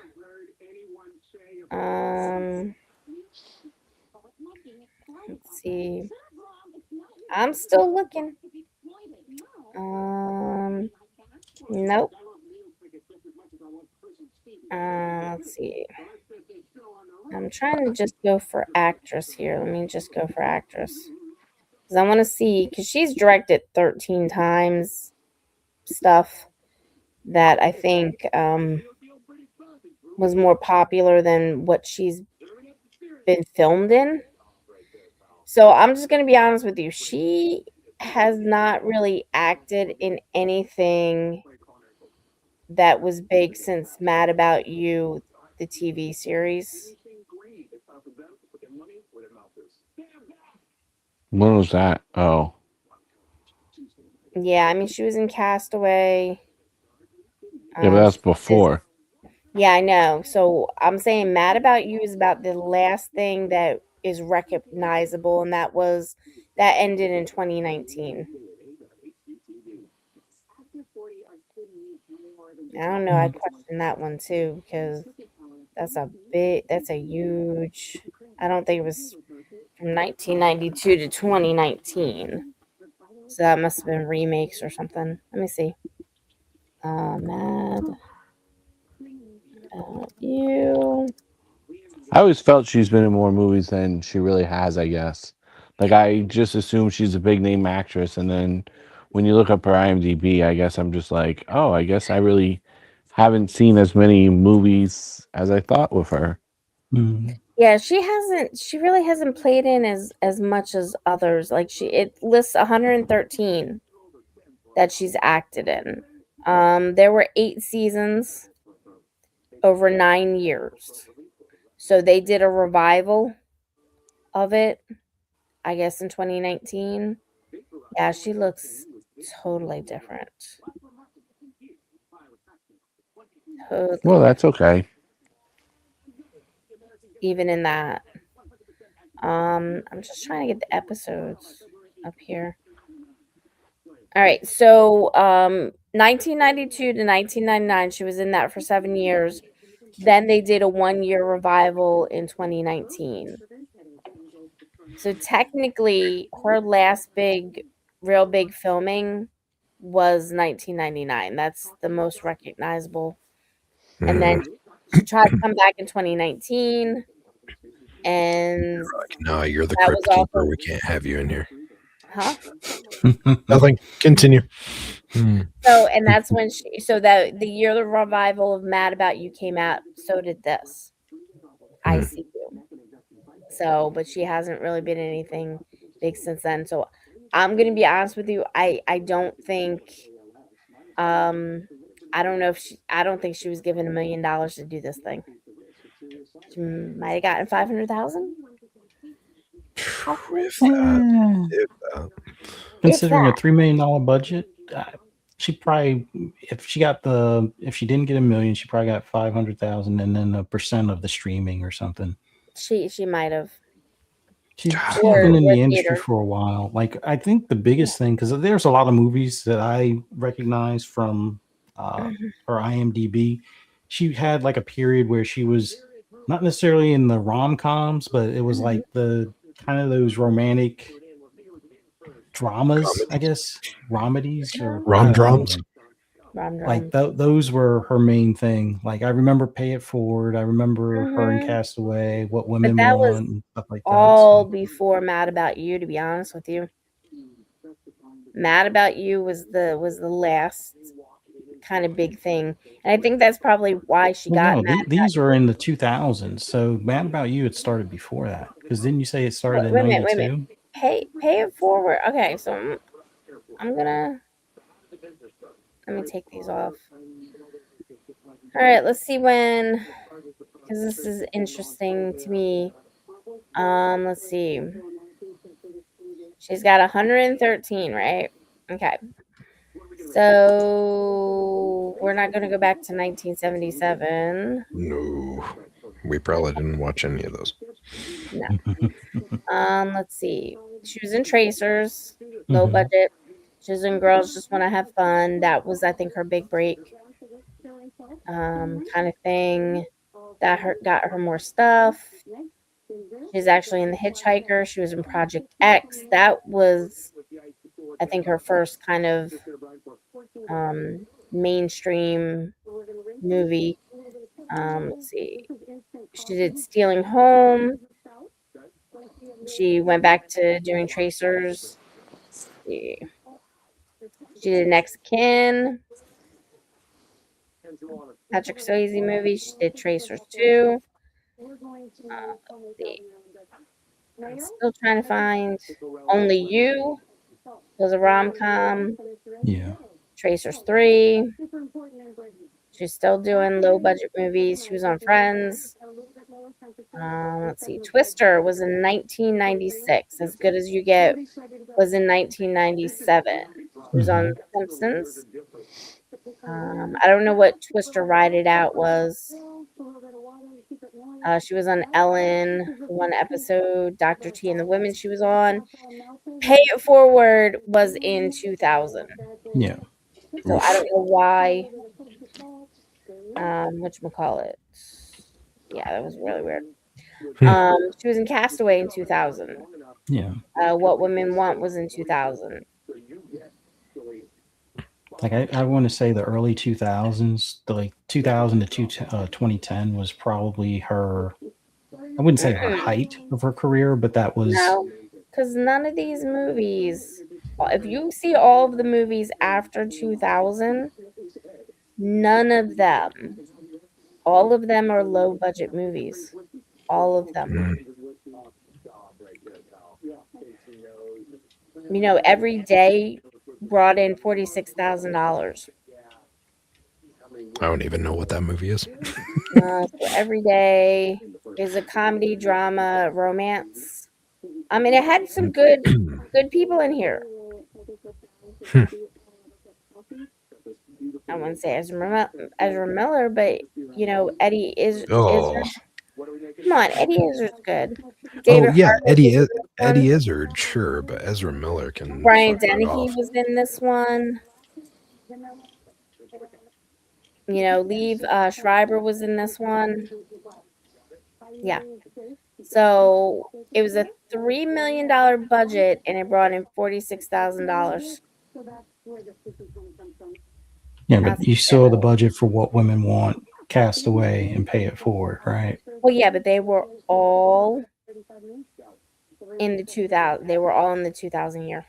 Yeah, that's Never mind. You said to 2010, and I'm not finding Yeah, anything. like I was saying, that was her height because No, the TV No. series was still going, and with that, she was doing those rom-coms in the No, early the 2000s. TV So, series ended in 1999. They tried to revive it for 1 year in 2019. okay. So she didn't get anything really good until 2019 when she got ICU. That's because with that, it was a horror. She was probably trying to go for rom-coms and rom-droms Yeah. still. Yeah. And the problem is like sorry, I apologize. I'm gonna rail on this again, but like her face was no longer prime for rom-droms or rom-coms. Yeah. Like maybe as like the grandma, but not as the love interest. Like, unfortunately, as much of a shitty thing as that is, like, it's just some people get tapped out when it comes to their career in Hollywood because as soon as they start showing any age, they're like, yeah, we're done with you. Yeah. So But I'm just gonna be honest with you. A lot of the movies that she played in, she was not the lead in either. no, but she was generally someone where they were like trying to make her somewhat a love interest or attractive and appealing to them. And she was never like, she was typecast with kind of those positions Yeah. in the shows, at least. Yeah. So, but I think Yeah. I think in some cases, I think they were just using her for her name and stuff like that, and put her Probably. in to just some bit part. But yeah, I mean, as far as director wise, though, she's been doing a good job. Like she did Revenge. She was director for Californication and Life in Pieces and things like that. American Housewife, she was a director on. I mean, these are all things. I am like, what is that in the background? Like, are we picking up? Maybe it's duplicating the show. Like maybe someone has the volume up too loud or something. But it almost sounds like someone's watching like a sitcom. Yeah, it does. It's I don't weird. fuck with sitcoms. Maybe Presto's watching like the Little Rascals back there or something. Yeah, I think he Wow. is. Classic. He's like, I'm all for that spanky. What? So yeah, I mean, I'm not saying she wasn't good in this. I think she was good. I think, she came across as believable and everything. But it was a little bit unusual to see her differently. Her voice was the same. So, but I mean, Yeah, the last most people remember her is from Twister. So that is how long ago? 25 years or whatever difference. So yeah, people change a little. I certainly don't look like what I did 25 years ago. Just a young teenager. Got my license then. I mean, Yikes. I still look like that if I wear a hat. Yeah, without a hat, you just look like Mr. Clean. Motherfucker. with a hat on, I think it was like 5 years ago, but I still had someone ask for my ID at a movie, and I was like, really? Because I'm not anywhere near that age at this point. I was like, are you fucking kidding me? Oh, I feel like they were doing that just to make me feel better. Yeah. Yeah. And then they called you sir. Yeah. I was like, yeah, whatever. Go grab me my cane, please.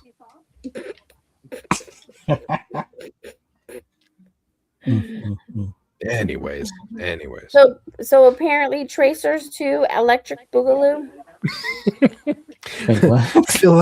I feel like Sin is adding Electric Boogaloo to everything. I think so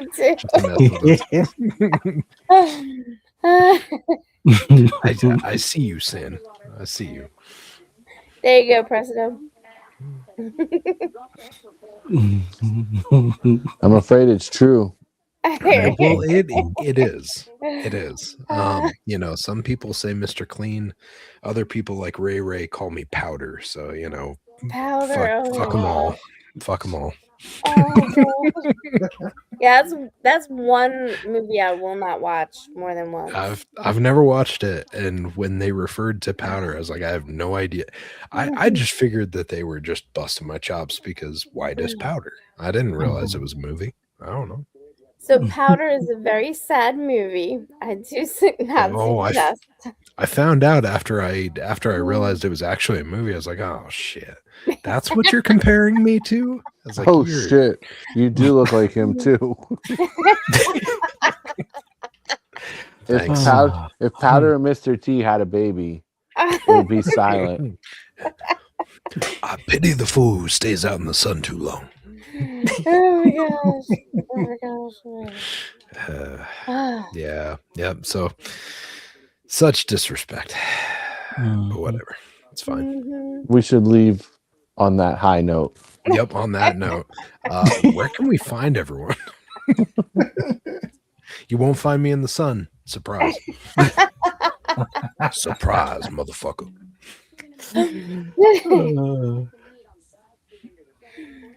All right.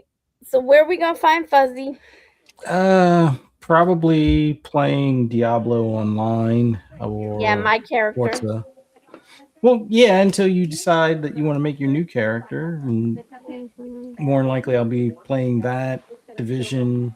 Hopefully, some Arc Raiders at some point because I need to hop into that. I picked it up for the holiday sale, and it's like, yeah, I know I'm going to probably be underpowered or underleveled in comparison to a lot of people in the community that have been playing it. So we'll carry you.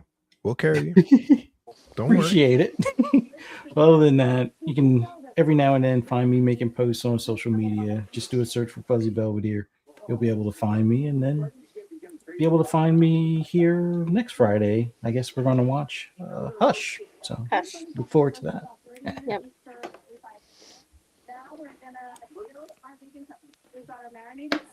Presto.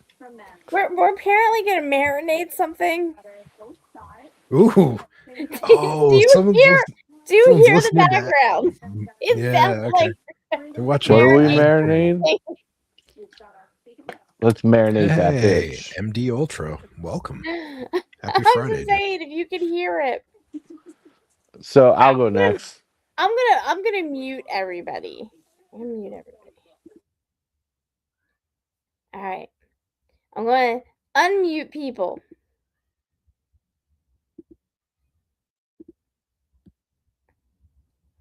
I can't unmute you, Fezzy. Because I muted myself. Okay. Because I got a little boy in the other room. Murphy's up there saying hello. Yeah, now it sounds like he's saying why. Yeah,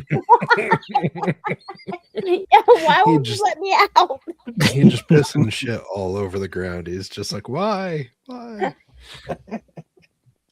right, now I don't hear it. I don't know. I don't know. Maybe I'm hearing things. It's not the first time. Anyway. Yeah, so I'm looking forward to Hush next week. Another good one that we'll all give high scores. I'm very confident in. I think you might be a little overconfident. Okay, well, we'll see. Okay. All right, so where are we gonna find Cypher? All right. Well, yeah, of course, you'll find me here every Friday, barring any random changes in schedule or whatever. Find me every other Friday morning on Breakfast with Boom, hanging out with Mr. Boomstick, Fuzzy Belvedere, Korkenstein, Crispy, whoever's hanging out at the time.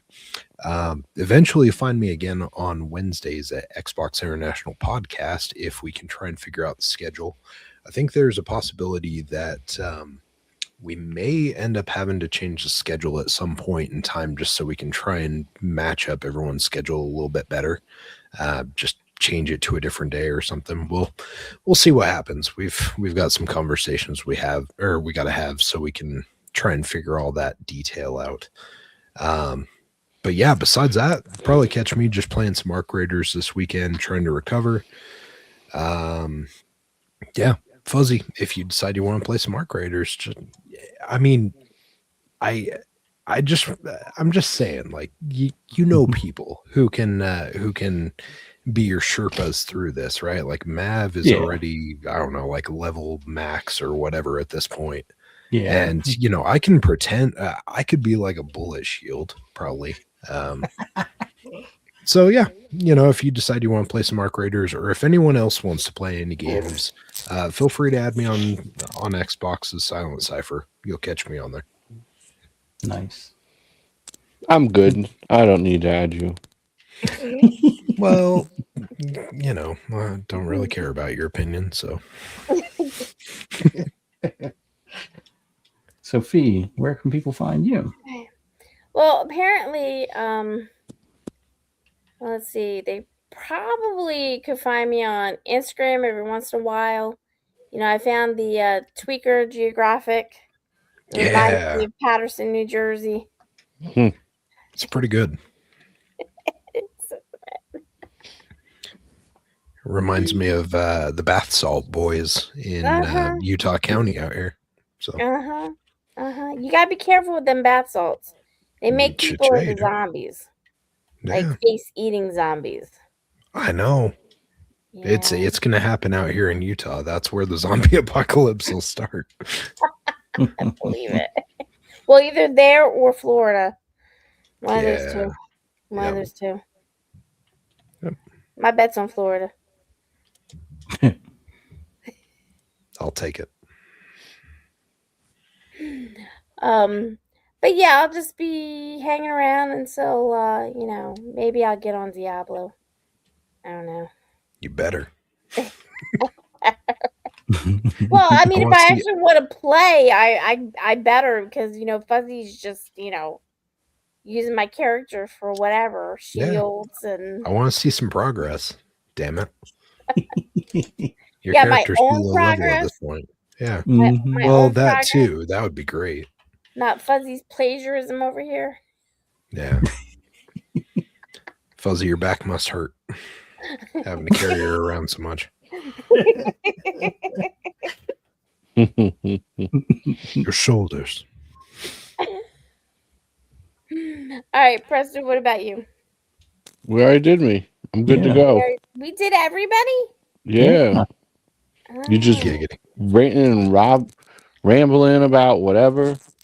I see. Is that all we do is ramble? Sometimes. Sometimes. That is true. We learn a lot about Utah. Yeah, you do. I've always got more. Don't worry. Shit is fucking weird here. All right. So, so Hush next week, and everyone watch it so you could join with our chat. Yep. And thank you for stopping by.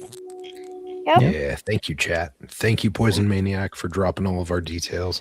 He's the best. Looks like we need to get Poison Maniac a link tree, apparently, so he's got all the details, because maybe we have stuff that we don't have added. So we'll try and get you that.